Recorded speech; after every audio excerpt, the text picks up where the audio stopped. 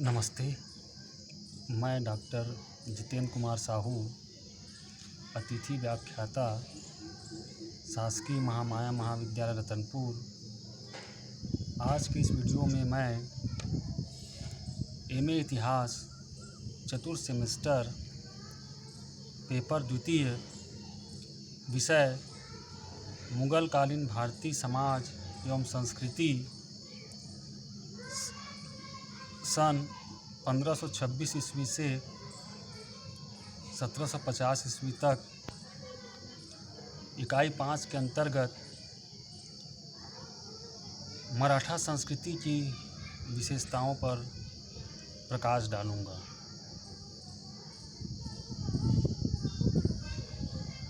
जैसा कि हम सभी जानते हैं कि किसी भी देश या क्षेत्र विशेष की सभ्यता और संस्कृति पर वहाँ की भौगोलिक स्थिति का अत्यधिक प्रभाव रहा है। अर्थात किसी भी क्षेत्र की संस्कृति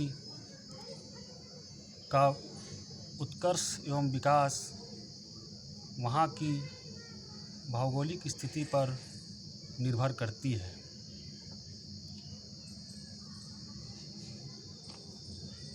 मराठा संस्कृति भी अपने भौगोलिक परिवेश से अछूता नहीं रहा है। अगर हम मराठा साम्राज्य विशेषकर दक्कन में महाराष्ट्र की भौगोलिक स्थिति पर नज़र डालें तो वहाँ का जो भौगोलिक परिवेश है तत्कालीन समय में अत्यंत ही आम जनता के लिए कष्टदायक थी, कठिन थी। महाराष्ट्र में सह्याद्री पर्वतमालाएं की एक लंबी श्रृंखला फैली हुई है और साथ ही वहाँ उपजाऊ भूमि की भी कमी है तथा वर्षा भी कम मात्रा में होती है। इन सब के कारण पर्वतीय क्षेत्रों, वर्षा का अभाव, कृषि योग्य भूमि की कमी, इनके फलस्वरूप वहाँ के जनता का जीवन अत्यंत ही कष्टमय रहा है। और इन्हीं कठिनाइयों के कारण, इन्हीं तकलीफ़ों के कारण वहाँ के जनता अत्यधिक साहसी, निर्भीक, बहादुर, कठिनाइयों से न घबराने वाले और आत्मविश्वासी बने, जो मराठा संस्कृति की मूल है। अर्थात यह कहें कि मराठा संस्कृति के कारण या मराठा संस्कृति के प्रभाव में वहाँ के जनता साहसी, निर्भीक, आत्मविश्वासी, निडर, विपत्तियों से न घबराने वाले और एक कुशल योद्धा एवं सैनिक का गुण लिए हुए जन्म लेते हैं। और इसी का परिणाम रहा है कि मुग़लों का दक्षिण भारत में जितना प्रतिरोध खुल करके विजयनगर साम्राज्य ने किया, उसके बाद जब मराठों का उत्कर्ष होता है तब ये मराठे भी मुग़लों का घोर प्रतिरोध किए, जिसमें अंततः वे सफल भी हुए। और मराठा संस्कृति का ही देन है कि आगे चलकर शिवाजी ने अपने साहस एवं पराक्रम से हिंदू राज्य की स्थापना किया और मराठा साम्राज्य को लगभग संपूर्ण भारत में फैला दिया। यद्यपि तत्कालीन समय में उत्तर भारत में भी इन मुसलमान आक्रमणकारियों, मुसलमान शासकों का प्रतिरोध पृथ्वीराज चौहान से लेकर राणा सांगा तक ने किया, लेकिन अंततः वे असफल हुए और उन्होंने या तो मुसलमान शासकों से संधि कर लिया या आत्मसमर्पण कर लिया या फिर वैवाहिक संबंध स्थापित कर लिए। लेकिन इसके विपरीत दक्षिण में मराठों ने कभी भी मुस्लिम शासकों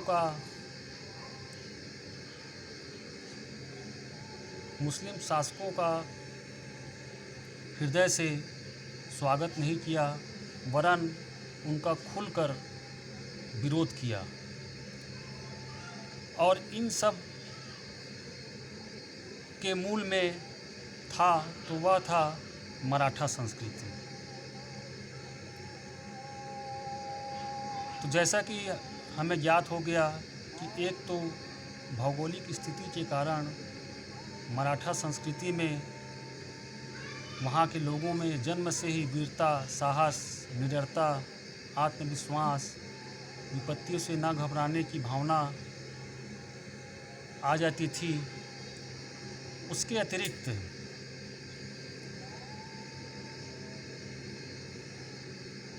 मराठा संस्कृति का ही एक महत्वपूर्ण योगदान था कि उन्होंने एक से बढ़कर एक प्रसिद्ध विचारक, धर्म सुधारक और धार्मिक संतों को भी अपनी भूमि में अवतार होने दिया। और इस मराठा संस्कृति का प्रभाव न केवल साधारण जनता तक ही रही, वरन जो मराठा सरदार हुए और उनकी राजनीति, वहाँ तक भी मराठा संस्कृति ने अपना अमूल्य अमिट छाप छोड़ा। और परिणाम यह था कि तत्कालीन समय में अन्य दूसरे क्षेत्रों की तुलना में महाराष्ट्र में और मराठा साम्राज्य में जो सामाजिक कुरीतियाँ थी, कुप्रथाएँ थी, जाति पाति, ऊंच नीच की भेदभाव थी, सामाजिक समता, सामाजिक असमानता की जो भावना थी, बहुदेववाद था, ब्राह्मणों का एकाधिकार, ये बहुत सारी कुप्रथाएँ, कुरीतियाँ अन्य क्षेत्रों की तुलना में मराठा साम्राज्य में कम थी। और इन सब में योगदान देने वाले में न केवल महाराष्ट्र के भक्ति संत ही थे, अपितु मराठे सरदारों, सेनापतियों और पेशवाओं का भी महत्वपूर्ण योगदान था।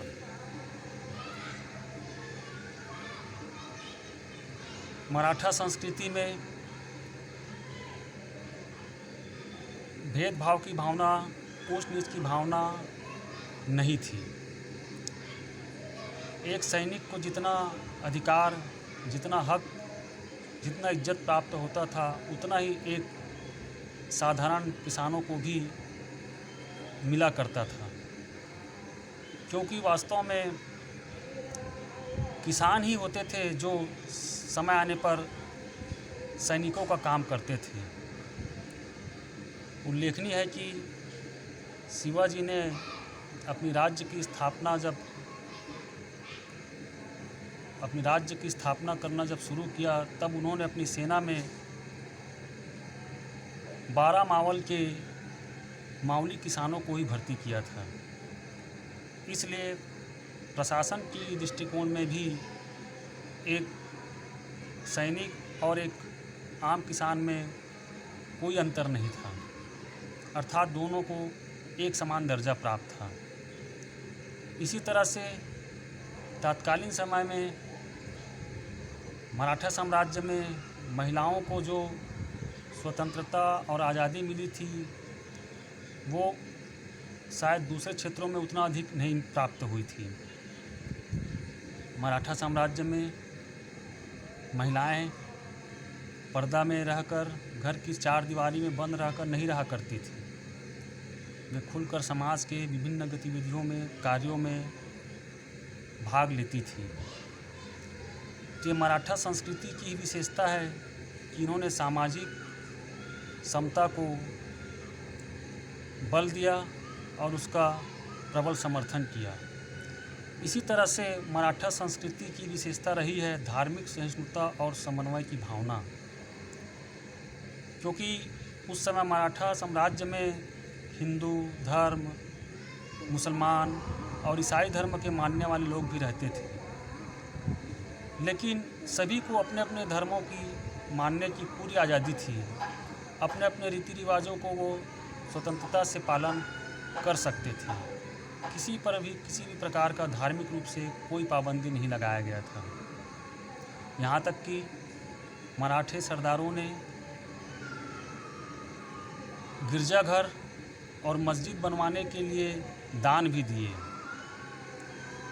बाजीराव द्वितीय ने बेसिन में पादरियों को गौ हत्या नहीं करने के बदले में बाकी अपने हर तरह की सामाजिक और धार्मिक रीति रिवाजों और गतिविधियों को करने में छूट प्रदान किया था।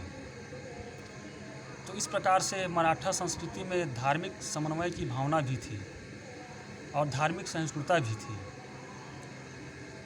साथ ही जो उस समय भक्ति के संत हुए, जैसे कि नामदेव, ज्ञानदेव, तुकाराम, रामदास, इन्होंने समाज में प्रचलित कुरीतियों को दूर करने में अपना महत्वपूर्ण योगदान दिया।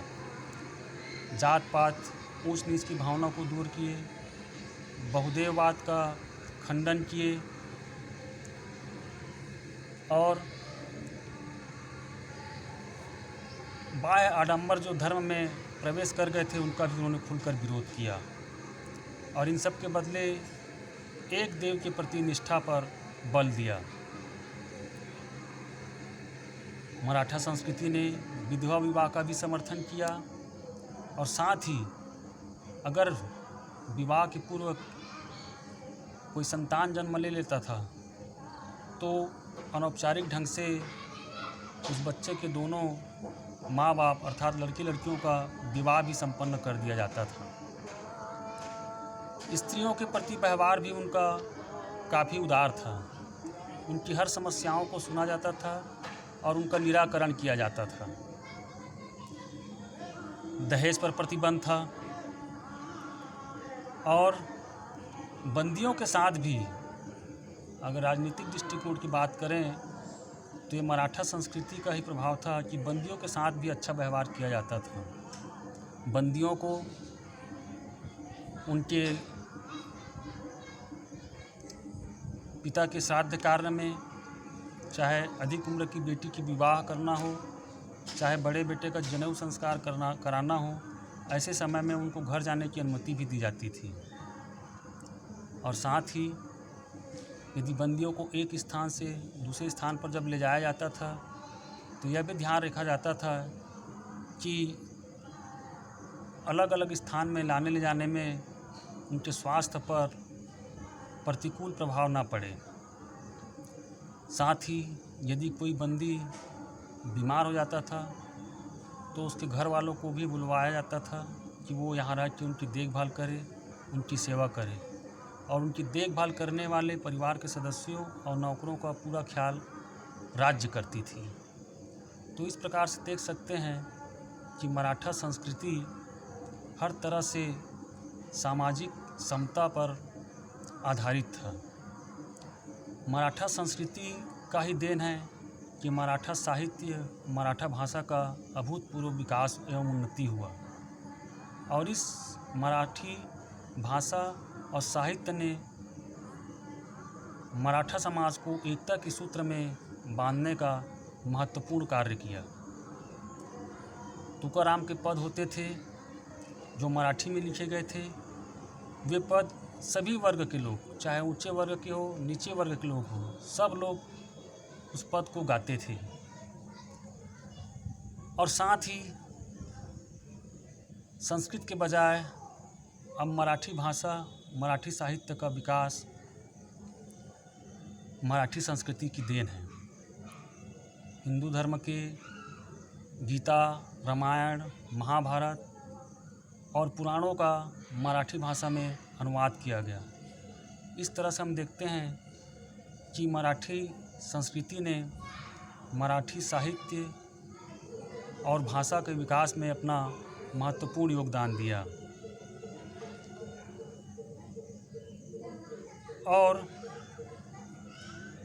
मराठी संस्कृति का प्रभाव न केवल राजनीतिक क्षेत्र तक ही सीमित रहा, बल्कि सामाजिक क्षेत्र, धार्मिक क्षेत्र, सांस्कृतिक क्षेत्र एवं कलात्मक क्षेत्र पर भी रहा है।